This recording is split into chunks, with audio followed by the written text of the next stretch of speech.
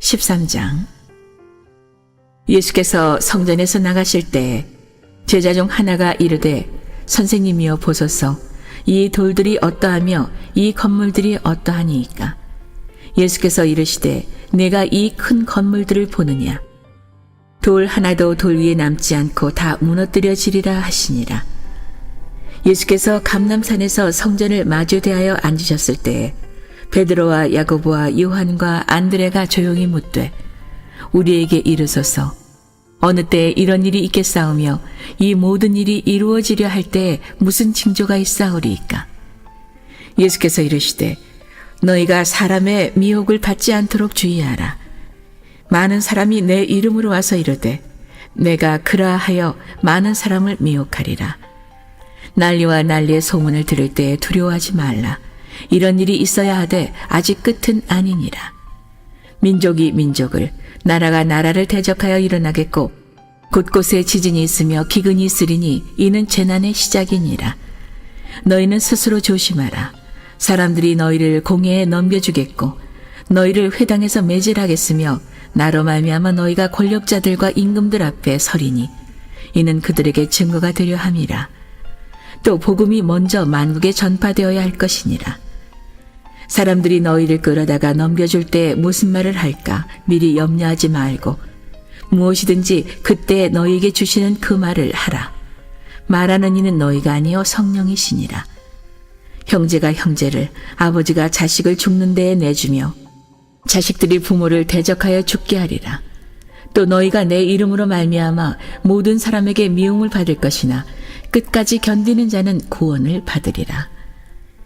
멸망에 가증한 것이 서지 못할 곳에 선 것을 보거든 그때 유대에 있는 자들은 산으로 도망할지어다. 지붕 위에 있는 자는 내려가지도 말고 집에 있는 무엇을 가지러 들어가지도 말며 밭에 있는 자는 겉옷을 가지러 뒤로 돌이키지 말지어다. 그날에는 아이벤 자들과 젖먹이는 자들에게 화가 있으리로다. 이 일이 겨울에 일어나지 않도록 기도하라. 이는 그 날들이 환난의 날이 되겠습니다. 하나님께서 창조하신 시초부터 지금까지 이런 환난이 없었고 후에도 없으리라. 만일 주께서 그 날들을 감하지 아니하셨더라면 모든 육체가 구원을 얻지 못할 것이거늘 자기가 택하신 자들을 위하여 그 날들을 감하셨느니라. 그때 어떤 사람이 너희에게 말하되 보라 그리스도가 여기 있다, 보라 저기 있다 하여도 믿지 말라. 거짓 그리스도들과 거짓 선지자들이 일어나서 이적과 기사를 행하여 할 수만 있으면 택하신 자들을 미혹하려 하리라. 너희는 삼가라. 내가 모든 일을 너희에게 미리 말하였노라. 그때 그 환난 후 해가 어두워지며 달이 빛을 내지 아니하며 별들이 하늘에서 떨어지며 하늘에 있는 권능들이 흔들리리라. 그때 인자가 구름을 타고 큰 권능과 영광으로 오는 것을 사람들이 보리라. 또 그때 그가 천사들을 보내어 자기가 택하신 자들을 땅 끝으로부터 하늘 끝까지 사방에서 모으리라. 무화과 나무의 비유를 배우라. 그 가지가 연하여지고 잎사귀를 내면 여름이 가까운 줄 아나니 이와 같이 너희가 이런 일이 일어나는 것을 보거든 인자가 가까이 곧 문 앞에 이른 줄 알라. 내가 진실로 너희에게 말하노니 이 세대가 지나가기 전에 이 일이 다 일어나리라. 천지는 없어지겠으나 내 말은 없어지지 아니하리라. 그러나 그날과 그때는 아무도 모르나니 하늘에 있는 천사들도 아들도 모르고 아버지만 아시느니라. 주의하라. 깨어있으라. 그때가 언제인지 알지 못함이라. 가령 사람이 집을 떠나 타국으로 갈 때에 그 종들에게 고난을 주어 각각 사물을 맡기며 문지기에게 깨어있으라 명함과 같으니 그러므로 깨어있으라. 집주인이 언제 올는지 혹 저물 때 일는지 밤중 일는지 닭 울 때 일는지 새벽 일는지 너희가 알지 못함이라. 그가 호련히 와서 너희가 자는 것을 보지 않도록 하라. 깨어있으라. 내가 너희에게 하는 이 말은 모든 사람에게 하는 말이니라 하시니라. 오늘도 이른 새벽 비명에 주님 품에 나오신 여러분 모두를 주님의 이름으로 축복하고 또 환영합니다. 이제 설 명절을 맞이하고 있고 저런 모습으로 우리 마음이 분주한 가운데 있는데 아무쪼록 이러한 때에 우리 안에 주님의 사랑이 이렇게 가득 채워지는 그런 시간들이 되시기를 간절히 바랍니다. 그래서 이 긴 명절이 여러분에게 스트레스를 주는 명절이 아니고 행복한 명절이 되기를 간절히 바랍니다. 자, 그런 의미에서 우리 한번 외쳐볼까요? 사랑합니다. 사랑합니다. 그래요. 참 우리가 말이 중요하죠. 사랑합니다. 사랑합니다. 자꾸 말하다 보면 정말 우리 안에 잃었던 사랑의 에너지가 회복이 되는 거예요. 할렐루야. 감사합니다. 감사합니다. 그러면 또 잃어버렸던 감사가 회복이 되고, 할렐루야. 내가 믿습니다. 믿습니다. 외치다 보면 내 안에 믿음이 불릴 듯 일어나는 거예요. 말이 중요한 거예요. 말이. 오늘 이 마가복음 13장 말씀이에요. 이 마지막 때의 징조와 주님의 재림, 그리고 무화과 나무의 비유에 관한 그런 말씀이 오늘 이 마가복음 13장 안에 있는 걸 보게 돼요. 여러분, 시작이 있으면 반드시 끝이 있습니다. 기독교의 시간에 의해는 바로 직선적인 거예요.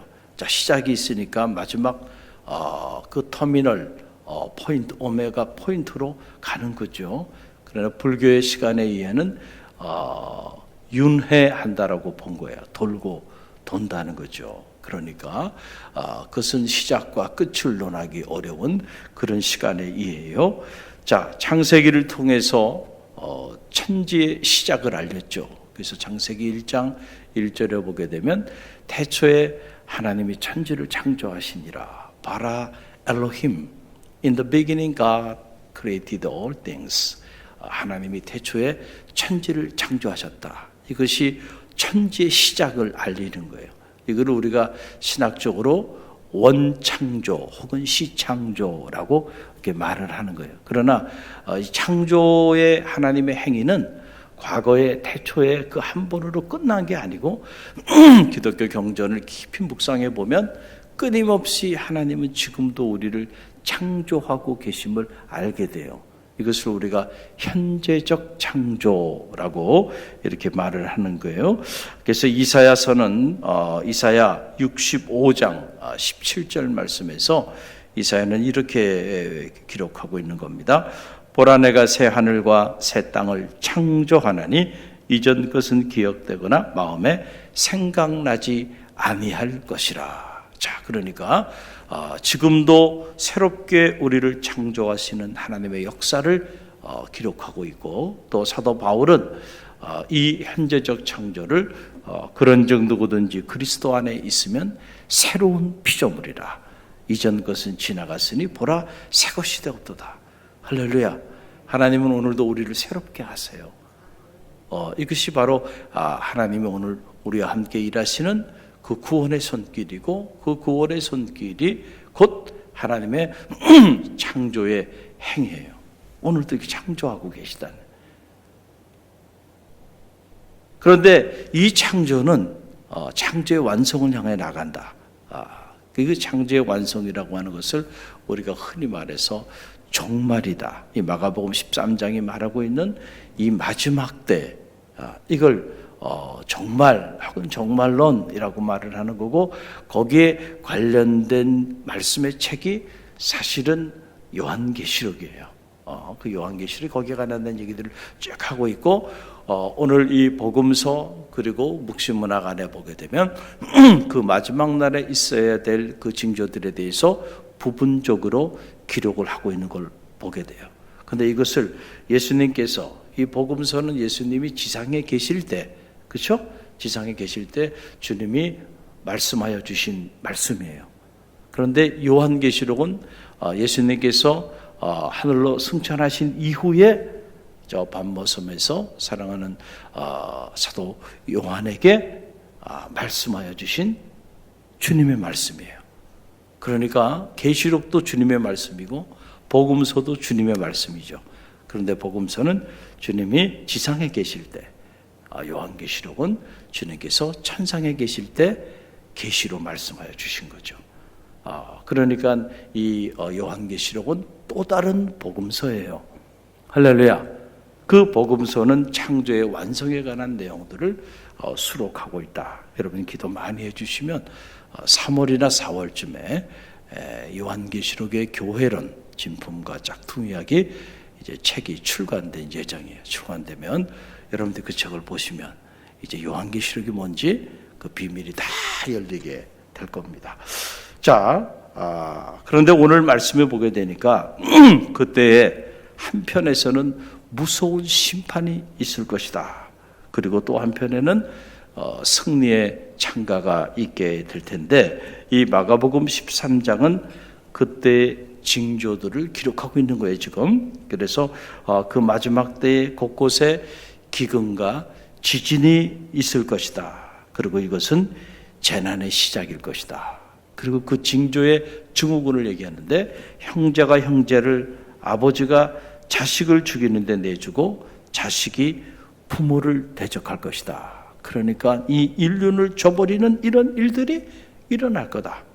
자, 오늘 우리의 삶의 자리 안에 들어가서 한번 봐보세요. 과거에 상상도 하지 못한 일들이 이미 일어나고 있죠. 이런 징조들이. 그렇잖아요. 옛날에는 부부싸움은 칼로 모백이라 그랬어요. 물백이라 그랬어요. 아무리 막 이렇게 싸워도 부부끼리는 한 몸이기 때문에 그냥 뭐 엄청난 일이 일어날 것 같아도 그래도 역시 또 돌아서면 부부는 또 하나야, 언제 그랬냐는 듯이. 그런데 지금은 안 그래요. 지금은 무섭습니다. 그렇죠? 또 심지어 부모가 자기 자식을 갖다 버리거나 죽이기도 하고요. 또 자식이 부모를, 아내가 남편을 약을 먹여가지고 죽이기도 하고요. 무서워요, 아내가. 이게 무서워서 살 수가 없습니다. 우리 남편들 아내에게 잘해야 돼요. 언제 죽을지 몰라요. 이 세상이 믿을 수가 없어요. 형제와 형제가 말이죠. 자식이 부모를, 부모가 자식을, 이게 상상도 하지 못한 일들이 이제는 그냥 비일비재하게 일어나고 있다. 이게 마지막 때에 일어나는 이 징조가 오늘 우리에게 일어나고 있는 것이죠. 자, 무엇보다 이 마지막 때에는 거짓 그리스도인, 거짓 선지자들이 일어나서 내가 그리스도다, 내가 참 선지자다, 이렇게 외치는 이들이 많을 것이라는 거예요. 그래서 그 내용이 21절로 22절에 나오죠. 1절로 22절 함께 읽어봅니다. 그때 어떤 사람이 너희에게 말하되 보라 그리스도가 여기 있다, 보라 저기 있다 하여도 믿지 말라. 거짓 그리스도들과 거짓 선지자들이 일어나서 이적과 기설을 행하여 할 수만 있으면 택하신 자들을 미혹하려 하리라. 그랬어요. 자, 그때 마지막 때 일어나는 징조들 중에 또 하나는 거짓 그리스도들이 일어날 것이다. 거짓 선자들이 일어나게 될 것이다 라고 하는 그런 얘기예요. 자, 이 말도 가만히 보면 지금 일어나고 있잖아요. 이미 일어났고, 여러분 한국 사회 안에만 보더라도 이미 사이비 이단 단체들이 비록 500여 단체가 있다는 거예요. 여러분 500여 단체를 우습게 생각하면 안 돼요. 한 단체에 여러분 신도들이 뭐 최소한 20만, 30만, 막 60만까지 되기 때문에요. 이 숫자가 지금 한 300만에서 400만 정도가 된다는 거예요. 이 사이비 이단 단체에 이렇게 속해 있는 자칭 그리스도인들, 우리 개신교인들이, 여러분 무섭죠? 그러니까 웬만한 사람들은 한번 점검해 봐야 돼. 보면 다 주변에 하나 건너 하나씩은 다 이상한데 이렇게 직간접적으로 자리하고 있고, 대한민국에 있는 모든 교회 안에는 사이비 이단 단체에 다 접속이 돼 있다고 봐야 돼요. 그 안 돼 있는 교회가 없는 거예요. 자, 이런 상황이 되고 말았어요. 그래서 이 통계에 의하니까 자칭 자신이 하나님이라고 말하는 분들이 20분이나 계세요. 하나님이 20분이나 계시다니까. 그리고 자칭 재림주다, 그리스도, 내가 그리스도이다라고 말하는 사람이 50명이에요 지금. 대한민국 신령한 나라입니다. 하나님도 많고 예수님도 많고, 이게 참 무시무시한 이런 일들이죠. 여러분 잘 아는 신천지 같은 경우는 복음방 3개월, 센터 6개월 딱 들어 9개월 되면 완전히 사람을 세뇌시켜가지고, 제가 그 요한계시록의 계시록의 실상이라고 하는 그 신천지의 교과서죠. 그걸 쭉 분석해 보니까 정말 말도 되지 않는 해석을 하고 있어요. 그런데 참 평신도들이 여기에 빠지면 정신을 못 차리는 거예요. 왜냐하면 아무런 신학적 지식이 없으니까 그냥 새로운 소리인 거예요, 그게. 그래서 제가 안 되겠다 생각해서, 그래서 요한계시록의 교회론이라는 책을 쓴 거예요. 여러분, 제가 뭐 할 일이 없어가지고 그냥 심심해서 책을 쓴 게 아니에요. 사명감을 가지고 쓴 겁니다. 목숨을 걸고. 할렐루야. 한국 교회와 한국 교회 목회자들, 그리고 성도들에게 좀 자각할 수 있도록 이렇게 한 거잖아요. 할렐루야. 너무너무 안타까워서, 너무 말도 되지 않는 이야기들을, 참 어떻게 이렇게 해놨을까라는 그런 생각이에요. 안타까운 일이 아닐 수가 없죠. 자, 이것들이 다 뭐냐면은 마지막 때에 일어날 징조들이다. 이 마가복음 13장 안에 기록만 가지고 봐도 지금의 시대의 징조가, 그렇잖아요. 이게 마지막 때가 도래하고 있구나라고 하는 것을 알 수가 있죠. 이때가 마지막 때가 아닌가 생각이 들어요. 그런데 이 마지막 때에 이제 이런 여러 가지 환란도 있을 거고, 전쟁도 있고, 지진도 있고, 이런저런 영적인 문제들도 일어나기 시작하고, 또 가정 안에서 또 서로 사랑하며 살아야 하는데 서로 원수지간으로 지내는 이런 끔찍한 일들이 여기저기서 일어나게 될 것이다. 그리고 그 이후에 이제 주님께서 세컨드 커밍 하는 거죠. 재림, 초림 주는 2000년 전에 오셨고, 이제 재림 주님이 오신단 말이죠. 주님이 오시는데 그날과 그 시는 아무도 모른다. 이 성경의 기록이에요. 그래서 31절로 32절 말씀 보세요. 31절로 32절 우리 함께 읽어봅니다. 천지는 없어지겠으나 내 말은 없어지지 아니하리라. 그러나 그날과 그때는 아무도 모르나니 하늘에 있는 천사들도 아들도 모르고 아버지만 아느니라. 자, 그러니까 그날과 그때는 하늘에 있는 천사도 모르고 아들도 몰라요. 주님도 몰라요. 누구만 알아요? 아버지만 아시느니라. 그런데 한국 근대사 안에 그날과 그 시를 정확히 쪽지게처럼 집어가지고 1999년 몇 달 며칠 마지막 주님이 재림하신다, 그런 긴박한 종말론을 가지고 사람들을 미혹했던 그런 단체들이 얼마나 많았어요. 그렇죠. 이런 말도 되지 않는 그런 주장들을 하는 이러한 불경건한 자칭 그리스도라, 자칭 계시자라고 말하는 이들이 많았고, 또 그런 자들의 주장에 많은 사람들이 자기 집을 팔고 하던 직장 생활을 그만두고 가정을 버리고 그렇게 몰려들면서 끔찍한 삶의 자리 가운데 던져지기도 한 것이 사실이에요. 자, 이런 일들이 일어나요. 여러분, 그날과 그 시를 정확히 안다라고 말하는 사람이 있다고 한다면 그 사람이 사입인 거예요. 할렐루야. 주님도 모른다는데 본인은 안 되는 거 아니에요. 그렇죠? 그 본인이 하나님이야. 그러니까 안다는 사람 자기가 하나님이에요. 여러분, 참 우리가 조금만 상식을 가지고 조금만 신학적 지식을 가지면 이게 말이 되지 않다라고 하는 걸 다 알게 되는데, 우리 한국교회 안에 죄송하지만 이 평신도들이 신학적 소양이 너무 없어요. 근데 그거는 다 목회자들 책임입니다. 목회자들이 신앙을 가르쳐 준 적이 없어.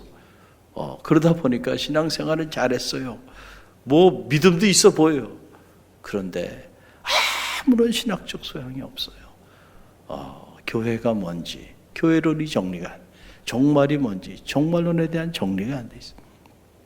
성령론이 뭔지, 성령이 뭔지 정리가 안 돼 있어요, 신학적으로. 부분적으로 알고 부분적으로 그냥 믿을 뿐이에요. 그러다 보니까 이렇게 말도 되지 않는 어떤 이론을 가져와 가지고 그걸 엮어 가지고 얘기를 하면 다 넘어가고 마는 거예요. 야, 그런 것보다 말이죠. 이 안타깝죠. 그래서 평신도가 신학적이어야 돼요. 아멘입니까? 그래서 제가 신학이 있는 영성 마을을 만든 거예요. 괜히 할 일이 없어가지고 한 게 아니에요. 여러분들 사명감을 가지고 이를 위해 기도하시기 바랍니다. 우리 디지털 플랫폼 전도 사역팀이 이를 위해서 댓글도 달아주고, 여러분의 댓글 하나가요, 그게 소중한 거예요. 할렐루야. 그래서 한국교회 안에 많은 성도들이, 목회자들이 좀 신학적 소양을 가지고 이렇게 어지러운 때에 진리를 바로 알고 진리를 바로 선포할 수 있도록 하기 위하여 사명감을 가지고 하는 일들이에요. 할렐루야. 우리 갈릴리교회 성도들이 더 많이 기도하고 이것을 위해서 여러분들이 중보기도를 많이 해 주시기를 바랍니다. 이 마가복음 13장, 자, 그런데 오늘 이 말씀을 쭉 묵상해 보니까 이 마가복음 13장 안에서 이 마지막 때에 그럼 우리는 뭘 어떻게 하라는 얘기냐? 자, 이런 결론 앞에 우리가 자리하게 되는데, 일관되게 우리에게 이렇게 하라, 이렇게 하라, 이렇게 하라고 주님께서 말씀하여 주신 말씀이 있어요. 사실은 우리는 이 말씀만 붙잡으면 돼요. 주의하여 깨어 있으라는 거예요. 너희는. 그러기 때문에 결론은 주님이 우리 가운데 해주고 싶은 말씀은 이거예요. 그러니까 너희는 정신을 차리고 깨어 기도하라는 겁니다. 여러분, 그 내용이 이 마가복음 13장 안에 반복적으로 나오죠. 먼저 33절 말씀 보세요. 33절 함께 읽어봅니다. 주의하라, 깨어 있으라. 그때가 언제인지 알지 못함이라. 그러니까 그때가 언제냐고 자꾸 물어보지 말고, 건두고도 알 수 없어. 언제일지 알 수 없어. 언제 올지 알 수 없어. 밤일지 새벽일지 언제인지 알 수 없으니까, 그러니까 너희가 정신을 차리고 항상 뭐 하라는 거예요? 주의하여 깨어 있으라는 거죠. 깨어 있으라는 거죠. 뭐 깨어 있으라. 목사님, 그러면 잠은 자야 되잖아요. 육신적으로 깨어 있으라는 얘기가 아니에요. 영적으로 깨어 있으라는 얘기잖아요. 할렐루야. 영적으로 잠들어 있지 말라는 거예요. 영적으로 깨어 있어라. 주의하여, 근신하여. 여러분, 그리고 35절 말씀을 보세요. 또 말씀이, 주님이 반복적으로 말씀하시죠. 35절 함께 읽어봅니다. 그러므로 깨어 있으라. 집주인이 언제 올는지, 혹 저물 때일든지 밤중일든지 닭 울 때든지 새벽일든지 너희가 알지 못함이라. 아멘. 깨어 있으라는 거예요. 깨어 있으라는 거예요. 또 마지막 결론, 이 마가복음 13장의 결론, 그 결론 마지막 절에 뭐라고 기록하고 있나요? 여러분, 이 마지막 절 우리 함께 읽어봅니다. 37절. 깨어 있으라. 내가 너희에게 하는 이 말은 모든 사람에게 하는 말이니라 하시니라.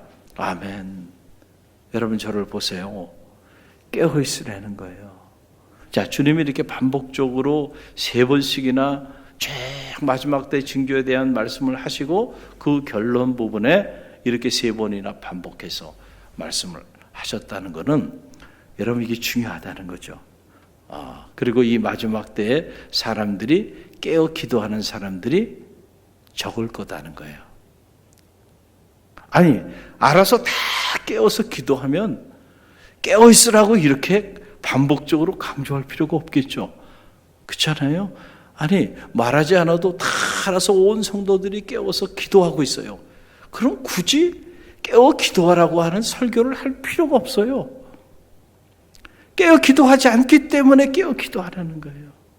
여러분 요한복음을 봐도 요한복음 보게 되면 요한복음이 원리스 모티브라고 말하는데 요한복음의 주제는 사랑이에요. 사랑에 대한 말씀이 많이 나와요.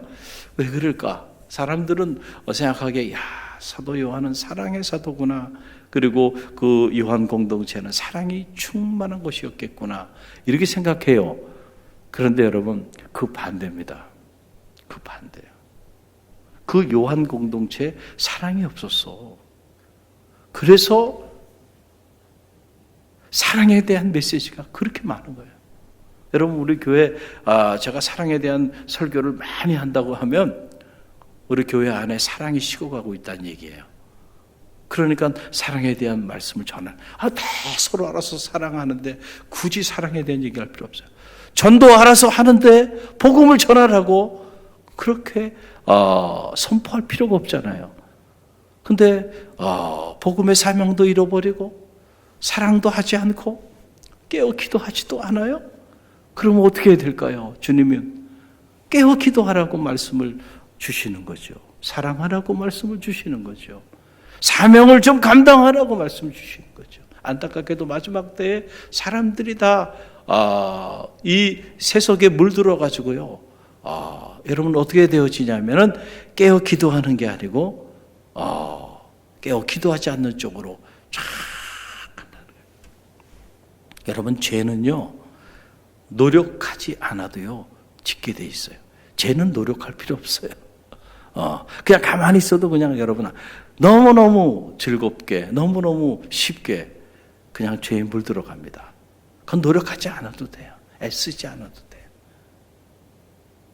그러나 우리가 의롭게 살고 또 거룩하게 살고자 하는 거는요 노력해야 합니다. 이게 쉬운 일이 아니에요. 애써야 돼요. 몸부림쳐야 돼요. 여러분이 이 새벽에 이렇게 깨어 기도하는 거 노력하지 않아도 됩니까? 안 되죠. 저도 몸부림치는 거예요. 저도 쉬고 싶어요. 몸부림치는 거예요.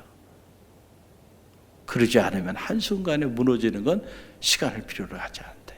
왜냐하면 다들 깨어 기도하기를 원치 않는 이런 분위기, 이런 영적인 기운이 온 누리에 지금 만연해 있는 이런 때이기 때문에 과거 그 어느 때보다도 더 어려운 거예요. 여러분 마태복음 25장에 그래서 우리가 잘 아는 10처녀의 비유, 5처녀는 어리석었다, 5처녀는 지혜로웠다. 차이는 뭘까? 5처녀는 여러분 잠들어 있었던 거예요. 그리고 등에 기름을 준비하지 못했다. 그리고 5처녀는 기름을 준비해서 신랑이 올 때 깨어서 나아가서 신랑을 맞이했다. 그러니까 이게 뭘 표현하는 거예요? 깨어 주의하고 준비하고 기다리고 있었던 그런 여인과 그렇지 못한 여인. 그래서 이 10처녀의 비유의 결론에 뭐라고 주님이 말씀하셨냐면 마태복음 25장 13절에 보게 되면 이런 말씀이 있어요. 이게 결론에 나오는 10처녀의 결론에 그런즉 깨어있으라 너희는 그날과 그 때를 알지 못하니라. 할렐루야. 결국 이 비유가 주는 메시지도 그러니까 너희가 제발 깨어있으라는 거예요. 영적으로 깨어있는 성도가 되시길 바랍니다. 여러분의 가정이 영적으로 잠들어 있지 않고 영적으로 깨어있기를 바랍니다. 여러분의 자녀가 영적으로 깨어있기를 바랍니다. 갈릴리 교회가 영적으로 잠든 교회가 아니고 영적으로 깨어있는 교회가 되길 바랍니다.